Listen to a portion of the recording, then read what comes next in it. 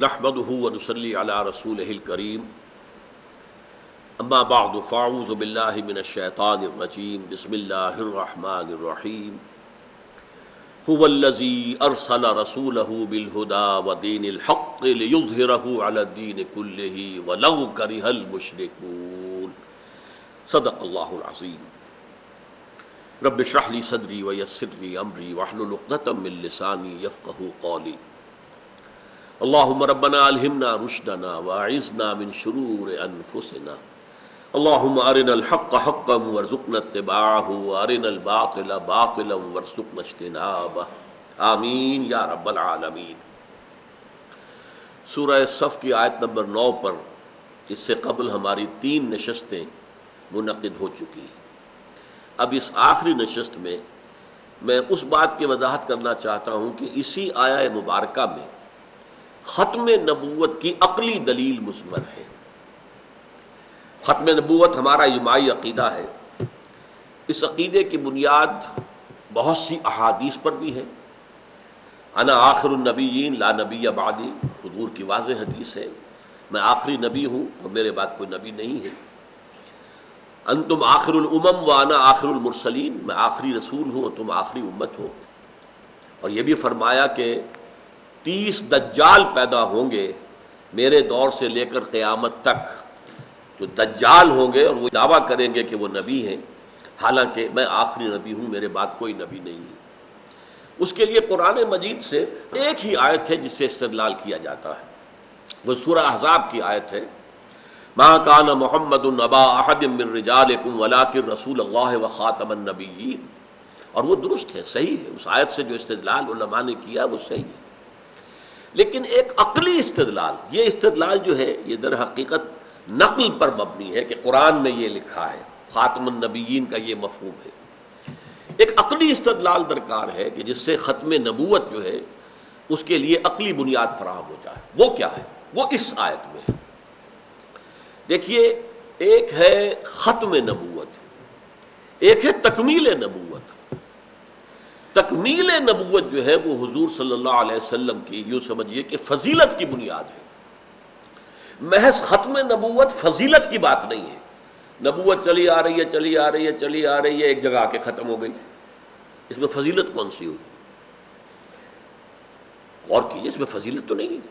ایک واقعہ ہے اپنی جگہ پر کہ ایک دیوار چلی آ رہی تھی آ رہی تھی آ رہی تھی، یہاں کے ختم ہو گئی، ٹھیک ہے بھائی، ایک واقعہ ہے، لیکن جہاں وہ ختم ہوئی اس میں فضیلت کون سی ہوئی؟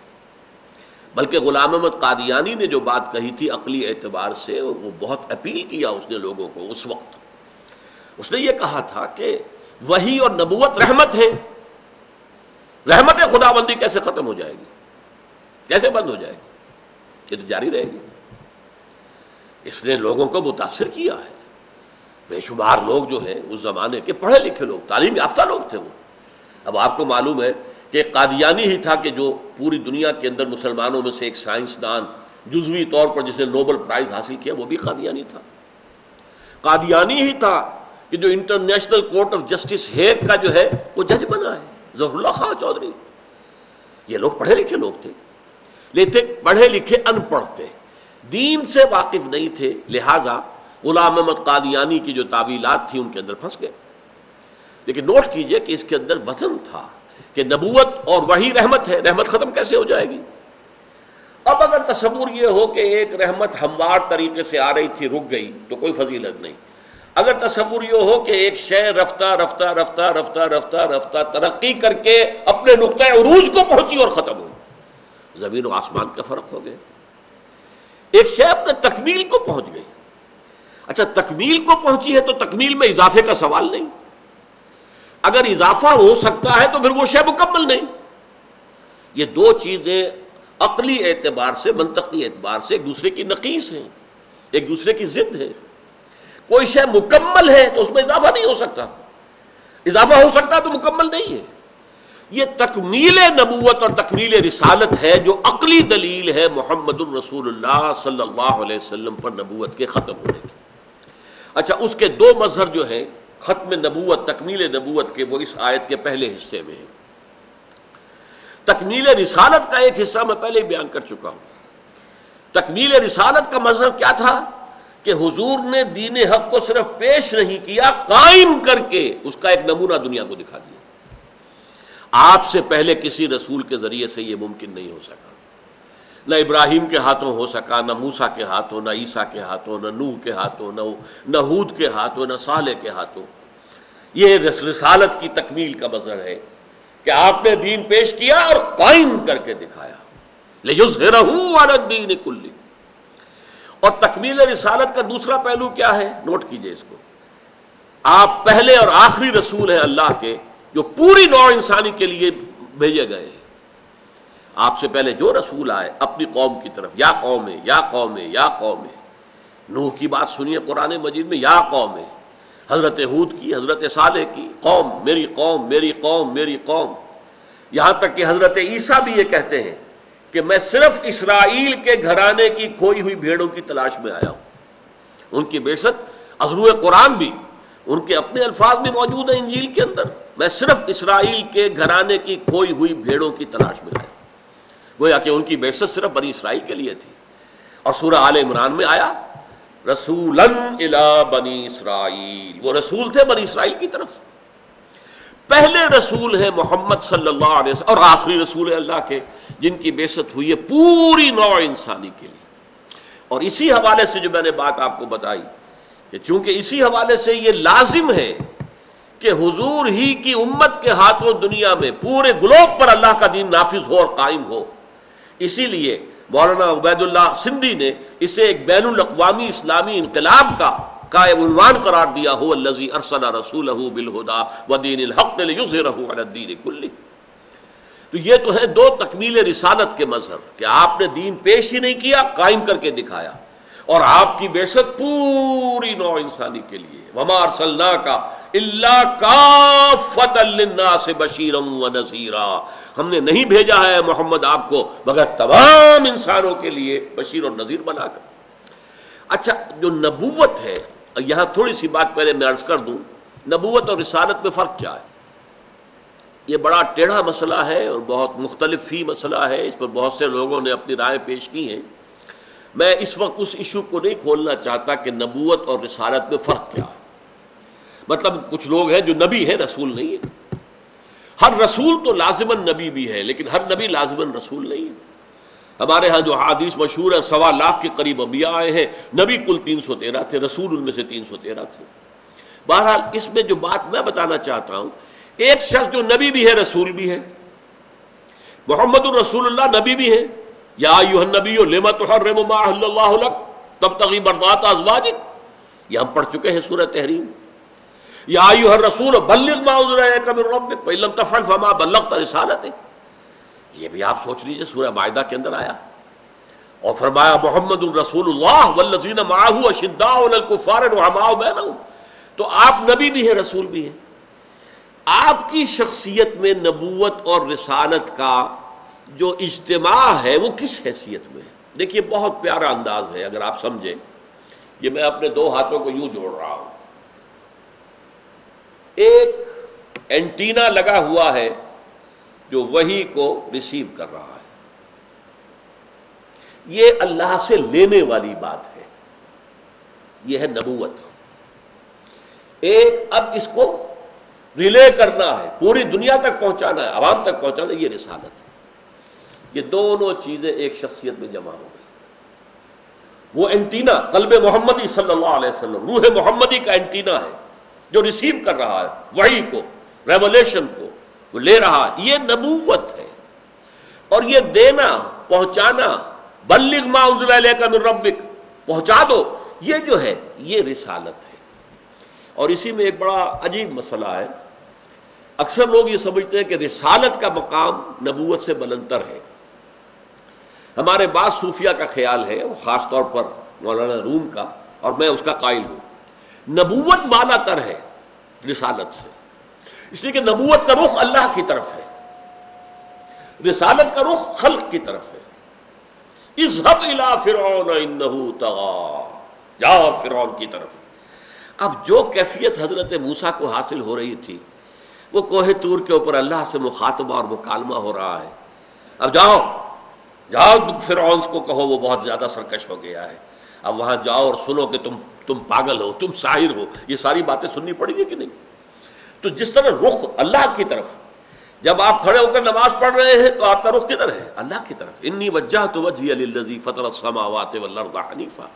جب آپ دعوت اور تبلیغ کر رہے ہیں میرا رخ اس وقت آپ کی طرف ہے، اللہ کی طرف نہیں ہے. تو یہ اس اعتبار سے نبوت افضل ہے رسالت کی نسبت. رسالت ایک فرض منصبی ہے اور نبوت ایک مقام ہے، مرتبہ ہے.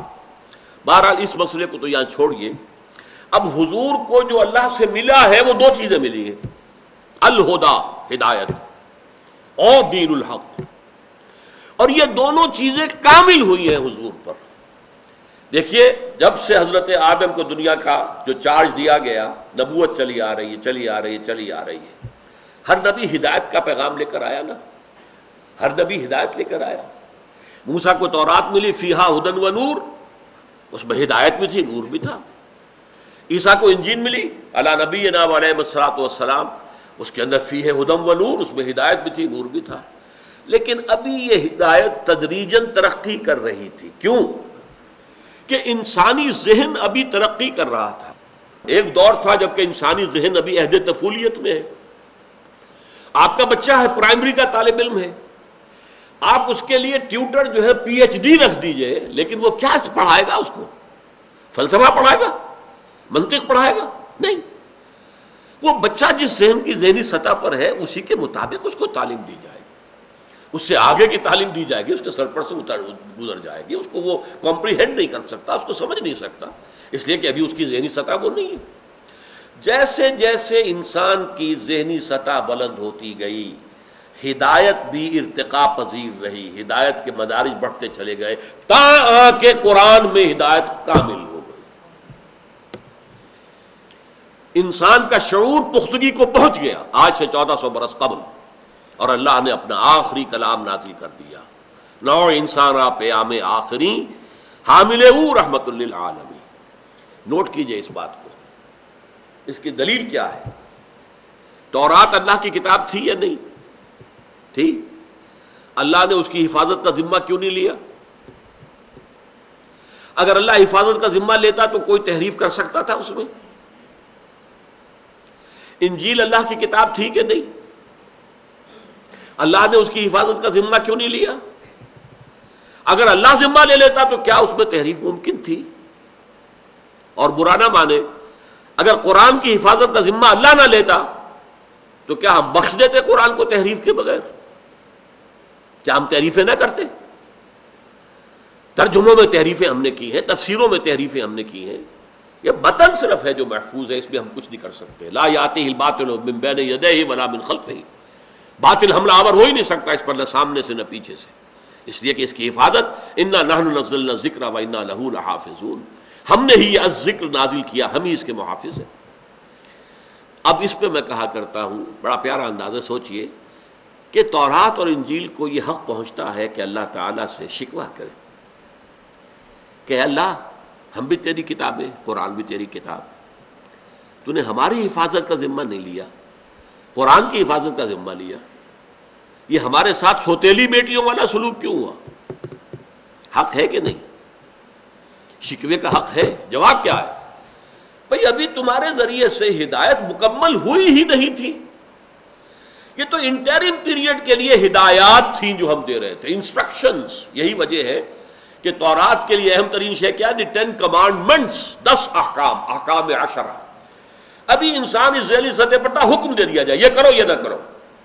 یہ حکمت سکھانا کہ یہ کیوں کرو، کس لیے کرو، اور یہ کیوں نہ کرو، اس میں کیا قباحت ہے، یہ ابھی تم اس کے قابل نہیں ہو کہ تم اس کی حکمت سمجھو. ابھی تم تاریخ پڑھو، فلسفہ تاریخ جو ہے تمہارے سمجھ میں آنے والی بات نہیں ہے. اس اعتبار سے احکام آتے رہے، ہدایات آتی رہی، یہاں تک کہ انسان بالغ ہو گیا ذہنی اور نفسیاتی اعتبار سے، تو ہم نے اپنا آخری کلام نازل کر دیا، مکمل ہدایت الہدا، اور اس کی حفاظت کا ذمہ لے لیا. یہ بات میں نے ایک قادیانی نوجوان سے کہی تھی. میں نے اس سے پوچھا کہ دیکھو تم مانتے ہو کہ ہدایت قرآن میں کامل ہو گئی؟ کہنے لگے ہاں ہم مانتے ہیں. میں نے کہا نمبر 2 کیا تم یہ مانتے ہو کہ قرآن محفوظ ہے اپنی اصل شکل میں؟ ہاں بالکل مانتے. میں نے کہا پھر مجھے بتاؤ کہ وحی کی کھڑکی کھلی رکھنے کی ضرورت کیا ہے؟ اللہ کوئی عمل جو ہے عبث نہیں کرتا. ربنا ما خلقت هذا باطلا افحسبتم انما خلقناکم عبثا، بیکار نہیں کام کرتا. اگر ہدایت قرآن میں کامل ہو گئی تو وہی جاری رکھنے کے لیے دلیل کیا ہے؟ تو جیسے قرآن میں آتا ہے کہ حضرت ابراہیم کا نمرود سے جب مکالمہ ہوا اور حضرت ابراہیم نے ایسی بات کی جس کے بعد وہ لاجواب ہو گیا، تو الفاظ کیا؟ فبہت الذی کفر، تو وہ کافر جو ہے مبہوت ہو کر رہ گیا، ششدر حیران، اب جواب میں کیا دوں، میرے پاس جواب ہے ہی نہیں. وہی حال اس قادیانی کا ہوا. میں نے کہا یہ عقلی دلیل ہے. یا تو کہو کہ قرآن میں ہدایت کامل نہیں ہوئی تھی تو ٹھیک ہے، پھر ضرورت ہے کہ کھڑکی کھلی رہے، لینے والا حصہ جو ہے ابھی رہنا چاہیے، اور لینا ہے اور لینا ہے اور لینا ہے، اینٹینا جو ہے وہ موجود رہے اور وہاں سے کھڑکی کھلی رہے. یا یوں کہو کہ ہدایت کامل تو ہو گئی تھی، گم ہو گئی، چلی گئی، ختم ہو گئی، تحریف ہو گئی، اب ضرورت ہے کہ کوئی نبی آ کر اس کی دوبارہ جو ہے تجدید کرے. یہ بھی تم نہیں مانتے، مانتے ہو قرآن محفوظ ہے. تو پھر کوئی عقلی دلیل جو ہے اجرائے نبوت یا اجرائے وحی، یعنی وحی کے جاری رہنے یا نبوت کے جاری رہنے کی موجود نہیں. اسی طرح دوسری چیز، جیسے انسان کا ذہنی معاملہ جو ہے ارتقاء پذیر رہا، اس کی فلسفیانہ سوچ جو ہے وہ رفتہ رفتہ ترقی کرتی رہی، یہاں تک کہ آج سے 1400 برس قبل، اور یہ فلسفی مانتے ہیں کہ وہی دور ہے جب کہ انسان کی فلسافیکل تھاٹ جو ہے انسان کا وہ اپنے عروج کو پہنچ گیا. 600 قبل مسیح سے شروع ہو کر 600 بعد مسیح تک، یہ 1200 برس مانے جاتے ہیں ہسٹری آف فلسفی میں موسٹ پروڈکٹیو ایرا. اسی میں سارے مذہب پیدا ہوئے، اسی میں سارے فلسفے پیدا ہوئے، اسی میں گوتم بدھ ہے، اسی میں کنفیوشس ہے، اسی میں سقراط ہے، بقراط ہے، جو بھی ہے سب اسی میں، اسی میں عیسیٰ بھی ہے. اور اسی میں آپ کو معلوم ہے پھر آخری درجے میں جب وہ 600 برس پورے ہو گئے، 600 قبل مسیح سے 600 بعد مسیح تک، تو 610 میں پھر قرآن کی تنزیل شروع ہوئی محمد الرسول اللہ صلی اللہ علیہ وسلم، کہ انسان اب عقلی اور ذہنی اعتبار سے اب وہ اپنے بلوغ کو پہنچ گیا، پختگی کو پہنچ گیا، لہذا آخری ہدایت نام. اسی طریقے سے انسان کے تمدنی نظام میں ترقی ہوئی ہے رفتہ رفتہ. یاد کیجئے کبھی ہمارے آباء و اجداد جو تھے وہ غاروں میں رہتے تھے، ہر شخص اپنے غار کا مالک ہے. آپ نے منار کا فال آئی سروے، میں بادشاہ ہوں، میرے اس غار کے اندر میرا حکم چلتا. نہ کوئی میونسپلٹی ہے، نہ کوئی سڑکیں صاف کرنی ہے، نہ کوئی گلیوں کے اندر لائٹ روشن، کچھ نہیں. اجتماعیت نہیں تھی. اس کے کچھ عرصے کے بعد ایک اجتماعی نظام قائم ہوا جسے ہم کہتے ہیں ٹرائبل سسٹم.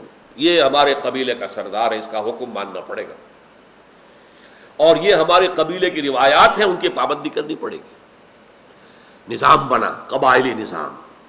جیسے جیسے نظام آتا ہے تو قدغنیں آتی ہیں.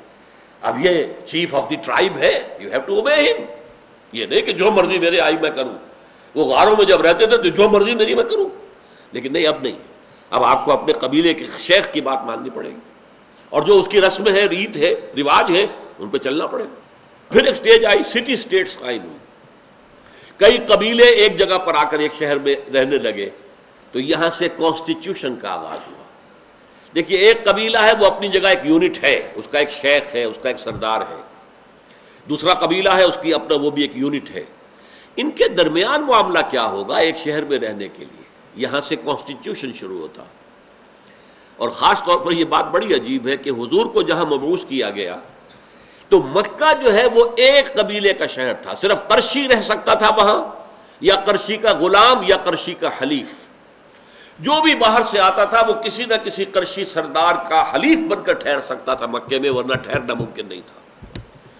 وہ ایک قبیلے کا شہر تھا، اس کی اپنی کاؤنسل تھی، دار الندوہ تھا، اس میں وہ فیصلے بھی کرتے تھے. مختلف جو گھرانے تھے، یہ بنو ہاشم ہیں، یہ بنو امیہ ہیں، یہ بنو عدی ہیں، یہ بنو تیم ہیں، یہ بنو فلاں ہیں، یہ بنو فلاں ہیں. ان کے بھی چھوٹے چھوٹے سردار تھے، ان کی پھر وہ ایک ندوہ ہوتی تھی، ان کی وہ محفل ہے، ان کی شورا ہے، اس میں فیصلے ہوتے تھے. وہ ایک سٹی اسٹیٹ، لیکن ایک قبیلے کی سٹی اسٹیٹ. مدینہ ایک ایسی سٹی اسٹیٹ رہا کہ جس میں 5 قبیلے آباد تھے. خزرج بھی ہے، اوس بھی ہے، یہ تو 2 ہیں اوریجنل عرب کے لوگ، یہ یمن سے آ کے آباد ہوئے.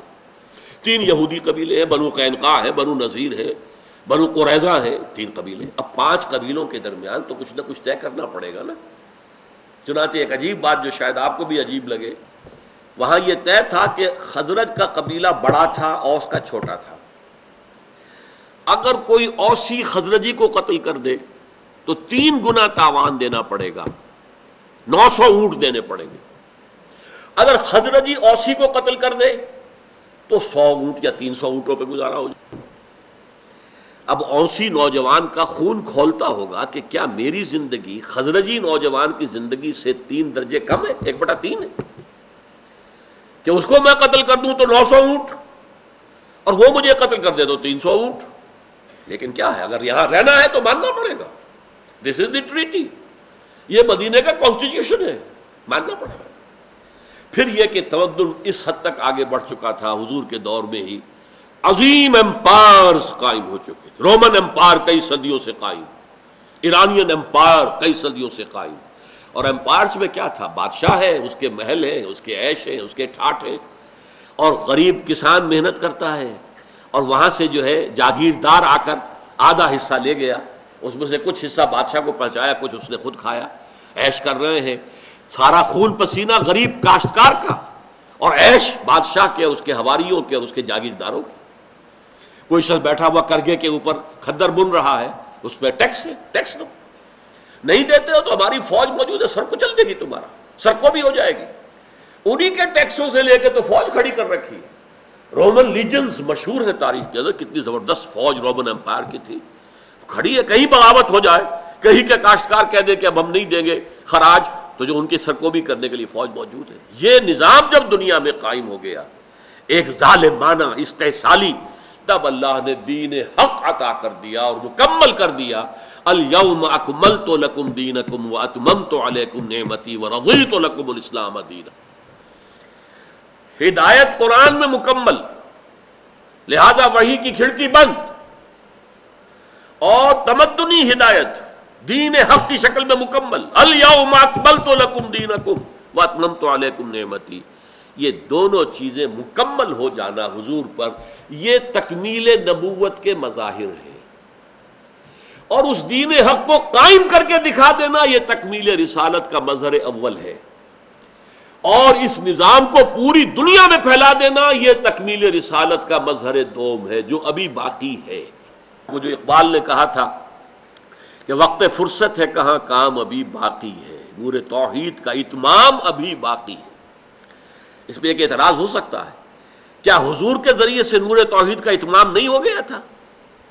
توحید مکمل نہیں تھی؟ نہیں، مکمل ہو گئی، لیکن مکمل ہو جانا، یہاں سے لے کے چھت تک ایک ستون آپ نے کھڑا کر دیا کہ پورے ہال کو جب تک کہ اس کی سپورٹ نہ مل رہی ہو۔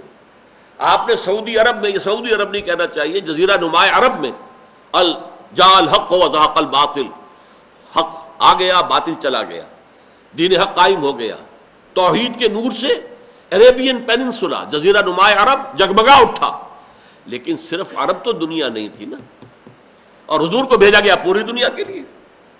تو جب تک یہ پورا گلوب، پورا عالم انسانیت جب تک اس نور توحید سے جگمگا نہ اٹھے، اس وقت تک بعثت محمدی کا صلی اللہ علیہ وسلم مقصد ہنوز شرمندہ تکمیل ہے،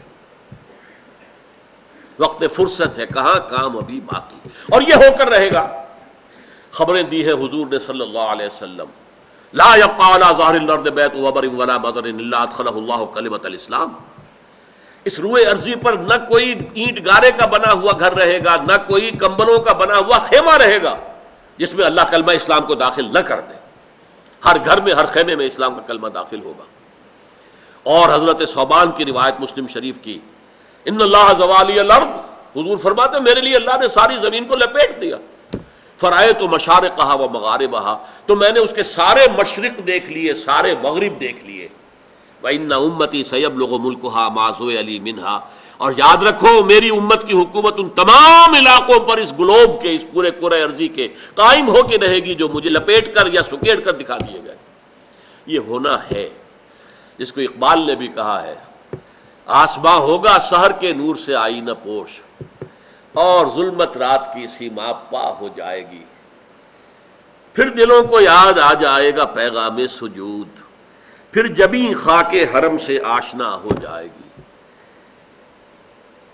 آنکھ جو کچھ دیکھتی ہے، دل کی آنکھ، یہ آنکھ نہیں، آنکھ جو کچھ دیکھتی ہے لب پہ آ سکتا نہیں، محو حیرت ہوں کہ دنیا کیا سے کیا ہو جائے گی۔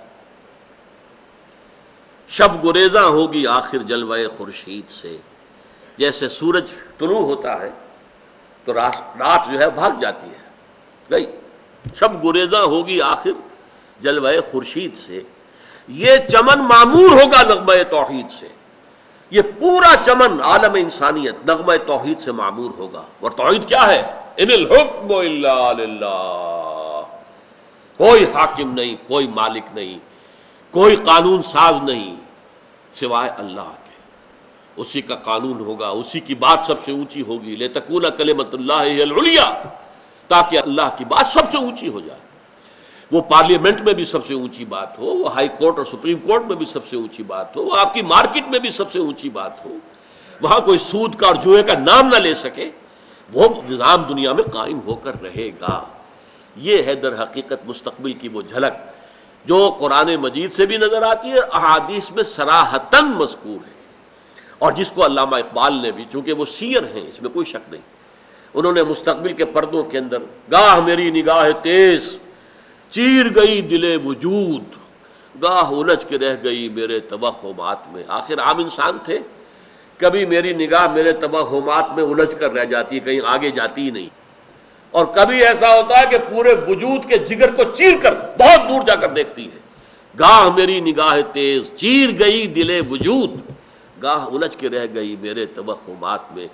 وہ دور آ کر رہے گا، آنا ہے۔ میرے اور آپ کے لیے کام یہ ہے کہ آیا ہم اس کام کے لیے اپنے آپ کو وقف کرتے ہیں؟ ہمارے ہاتھوں ہو، ہمارے دور میں ہو، ضروری نہیں، لیکن اس کے لیے محنت کرنا، اس کے لیے مشقت کرنا، ہم اس کی بنیادوں میں ہماری ہڈیاں جو ہیں اور ہمارا خون، یہ چورا بن کر اگر ہڈیاں اس خون کے اندر جو ہے اور ان کو بنا کر اور وہ اس کی بنیادوں کے اندر جو ہے اگر جیسے کہ روڑی بچھائی جاتی ہے ایسے بچھا دی جائے تو بھی ہمارے لیے کامیابی ہے، ہمارے لیے ناکامی کا سوال نہیں ہے۔ اپنا فرض ادا کرنے کی جد و جہد کرے، اس کے لیے قول ہے یا ایھا الذین آمنوا هل ادلکم علی تجارۃ تنجیکم من عذاب الیم تؤمنون باللہ ورسولہ وتجاہدون فی سبیل اللہ باموالکم وانفسکم ذالکم خیر لکم ان کنتم تعلمون۔ اللہ تعالی ہمیں اس پکار پر لبیک کہنے کی توفیق عطا فرمائے۔ اقول قولی ھذا واستغفر اللہ لی ولکم ولسائر المسلمین والمسلمات۔